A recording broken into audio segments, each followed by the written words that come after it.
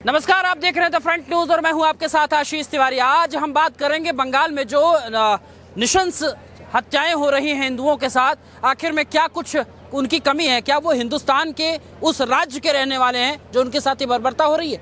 इसी चीज़ों को लेकर के हमारे साथ महान जी हैं, आइए सीधे जुड़ते हैं और जानने की कोशिश करते हैं। महाराज जी क्या कहेंगे, क्या बंगाल का हिंदू होना गलत है? बंगाल का नहीं, हिंदू तो हिंदू ही रहेगा। हाँ। अब तक जो था आपने देखा वहाँ का शासन ताड़का का है। हाँ, ताड़का, जिसका नाम ममता बनर्जी है जी, आप अच्छी तरह जानते होंगे जी। जिसने अपने प्रदेश में हाँ, लव जिहाद, हाँ, थूक जिहाद, हाँ, तमाम प्रकार की गतिविधियां, हाँ, आज 500 घर परिवार पलायन कर रहे हैं। हाँ। ऐसा क्या स्थिति आई जिसके कारण आज पलायन हो रहा है वहाँ पर? सिर्फ ये सूपनगा की सरकार के कारण। जिस प्रकार से आज हम सब लोग हिंदू जनमानस एकत्रीकरण का संदेश आज शोभा यात्रा के माध्यम से दिया, उसी प्रकार हम सभी हिंदू जनमानस को एक होना पड़ेगा। एकता के सूत्र में बंधना बहुत ज़रूरी है, नहीं तो ऐसी ताड़का आएंगी और पुनः फिर इस प्रकार की गतिविधियां। आज 400 घर पलायन कर रहे हैं, कल पूरा प्रदेश पलायन करेगा। मुझे लगता है समस्त हिंदू जनमानस को अपने घर से बाहर आना पड़ेगा। जिस प्रकार से हम लोग आज बट रहे हैं, भेदभाव की राजनीति में, जात पात की राजनीति में, जात पात की करो विदाई, हम सब हिंदू भाई भाई। हमारे जगतगुरु रामानंदाचार्य भगवान ने कहा है, जात पात पूछे नहीं कोई, हरि को भजे सो हरि कोई। वास्तविकता हम सबको जात पात से अलग हटके, जाति से अलग हटके एक साथ एक मंच पर आना पड़ेगा। नहीं तो जिस प्रकार से आज बंगाल में हो रहा है उस प्रकार से भारत में भी होगा। महाराज जी कृष्ण के वंशज भी नहीं बोलना है, जो अपने आप को कृष्ण के वंशज कहते थे। उनको तो सिर्फ गाय के दूध से ही बदबू आती है, क्योंकि उन्हें बकरी जो सेवई बनती है ना बकरिया की, उसमें बदबू नहीं आती, उसमें इत्र होता है। उसमें जो बकरा कटता है ना वो इत्र आता है, उस इत्र की सुगंध लेते हैं। मुझे लगता है कि हिंदू कहने में भी उनको शर्म आनी चाहिए, हिंदू होना ही नहीं चाहिए। मुझे लगा मुसलमानी कहे ना अपना नाम अगर रख दें, अखिलेश नहीं अलीम खान रख सकते हैं वो अपना नाम। अरे सर, वो कृष्ण के वंशज अपने आप को कैसे वंशज? ऐसे वंशज जो राम भक्तों पे गोली चलवाते हो? कैसे वंशज जो हिंदू तुरंत हिंदुओं पे गोली चलवा रहे हो? राम मंदिर का विरोध कर रहे हो? राम मंदिर में जा नहीं रहे हो? दर्शन करने नहीं जा रहे हो?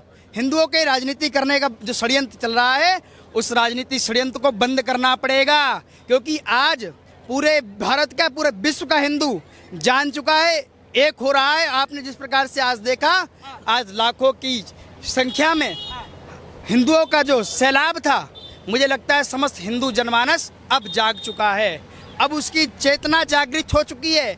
अब तक आपने खूब जातपात को लेकर, धर्मवाद को लेकर जो राजनीति की है, इस राजनीति को छोड़ के अगर आपको भारत में फिर से राजनीति करनी है तो भगवान राम की शरण में आके आना ही पड़ेगा। लेकिन वहाँ बंगाल में तो सामान्य जीवन स्वस्थ नहीं है, इस तरीके की हालत हो रही है, कहाँ से यात्रा निकालेंगे? हालत हो रही है ना, राष्ट्रपति शासन लग गया है, समझिए अब, क्योंकि सरकार कार्य कर रही है। राष्ट्रपति महोदय जी वहाँ से गवर्नर अभी गए, राष्ट्रपति शासन लग जाएगा? लगेगा, निस्संदेह लगना बहुत जरूरी है। नहीं तो उस प्रकार जिस प्रकार 400-500 घर का पलायन हुआ है पूरे प्रदेश में, यही स्थिति हो जाएगी। नहीं तो हिंदू अपने घर से बाहर आए, क्योंकि हमारे यहाँ शास्त्र और शस्त्र दोनों का अध्ययन कराया गया है। अब तक आपने शास्त्र के माध्यम से व्याख्यान किया, अब शस्त्र उठा के बाहर आइए और सब जात पात की विदाई करके बाहर आना चाहिए। पलायन कहाँ कर रहे हैं? मुर्शिदाबाद से वो हावड़ा में ही तो आए, कहाँ पलायन हुआ? आप अपने घर को बंगाल को छोड़ के दिल्ली में आ जाओगे, आपको दिल्ली रख दिया जाएगा तो क्या पलायन नहीं होगा? आप छोड़ के आइए बंगाल। ये सिर्फ तुच्छ छोटी सी राजनीति, क्योंकि मुस्लिम समीकरण के चक्कर में ममता बनर्जी सूपनखा पागल हो चुकी है। वो तो कह रहे हैं लोग गुमराह कर रहे हैं लोगों को। अब की इस राष्ट्रपति शासन लग जान दीजिए, लगने के बाद पता चल जाएगा, क्योंकि हिंदू एक हो चुका है। तो राहुल गांधी भी इस पे नहीं बोल रहे हैं, जो जाति की बात करते थे। आप जानते नहीं कांग्रेस ने गौ हत्याओं पे गोली चलवाई थी, गौ भक्तों पर जिस प्रकार से दिल्ली में गोली चलवाई थी, क्या भूल गए आप? उससे बड़ा तो कोई देशद्रोही नहीं है, राष्ट्रद्रोही नहीं है, हिंदू द्रोही नहीं है, बहुत बड़ा द्रोही है वो।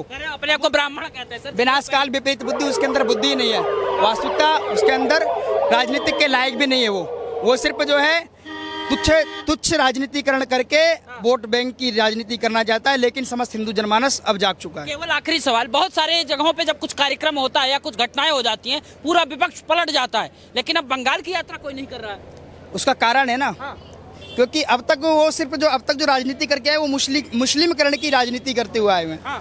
और उसी राजनीति के कारण आज सत्ता से भी दूर हैं, समाज से भी दूर है, और आने वाले कभी समय देखिएगा आपको उनका नाम निशान भी नहीं मिलेगा। नाम निशान बिल्कुल नहीं मिलेगा, क्योंकि हिंदू जनमानस की आस्था से छेड़छाड़ करना, इसका दुष्परिणाम, इसका परिणाम समस्त हिंदू जनमानस देगा। लेकिन सबका साथ सबका विकास करने वाली पार्टी जो चिल्ला रही थी, आज कहाँ है बंगाल में?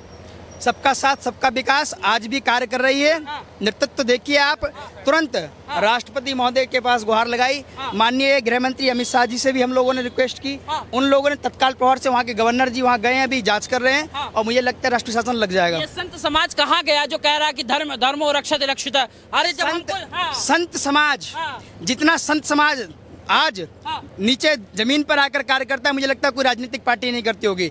संत समाज कल भी कार्य करता था, आज भी कार्य करता है, आगे भी करेगा। जो बंगाल नहीं जा रहे संत, उनके लिए क्या कहेंगे? क्यों बंगाल, आपको पता नहीं स्वामी चिन्मयानंद जी जेल में, आज कैसी बात करते, संत कैसे नहीं करते काम? आज उन्हीं के कारण उनको जेल डाल दिया, क्योंकि काम करने वाले थे ना। काम करने वालों के साथ यही होता है, शासन नहीं होता। लेकिन भगवान की कृपा रही, राष्ट्रपति शासन लग बांग्लादेश का मामला हो गया ना गुरुदेव, राष्ट्रपति शासन लग जाएगा बहुत जल्दी, आप देखिएगा। वहाँ पर संत भी कूच करेंगे और वहाँ पे धरना भी देंगे, और वहाँ की हिंदू जनमानस को एकत्रितकरण करने का सेकुलर हिंदू है, उनके लिए क्या कहेंगे? वो कह रहे हैं कि ये सब तो दिखावा है, प्रोपेगेंडा है। अभी जिस प्रकार से उनको ऐसा लग रहा है, मुझे लगता है कुछ समय बाद अगर हिंदू एक नहीं हुआ तो उनको दिख जाएगा, आज जो उनके साथ हो रहा है कल उनके साथ ही होगा। जो आज हिंदू बंगाल में हो रहा है, आज इसी जो लोग सेकुलर हैं, आज उनको दिख जाएगा जो आज बंगाल में कल तुम्हारे साथ भी होगा, अगर तुम सशक्त नहीं हुए, एक नहीं हुए। इसलिए एक रहें, जात पात की करो विदाई, हम सब हिंदू भाई भाई। बंगाल के हिंदुओं से क्या कहना चाहेंगे? आखिरी सवाल आपसे। बंगाल के हिंदुओं से मैं अपील करूंगा, आप सभी लोग अब तक शास्त्र के अध्ययन के बाद आप लोग शांति की व्यवस्था बनाए रखें, लेकिन अपनी रक्षा के लिए अगर आपको शस्त्र उठाना पड़े, उठाकर मैदान पर आइए। सब लोग एक हो जाइए, एक रहेंगे, सेफ रहेंगे।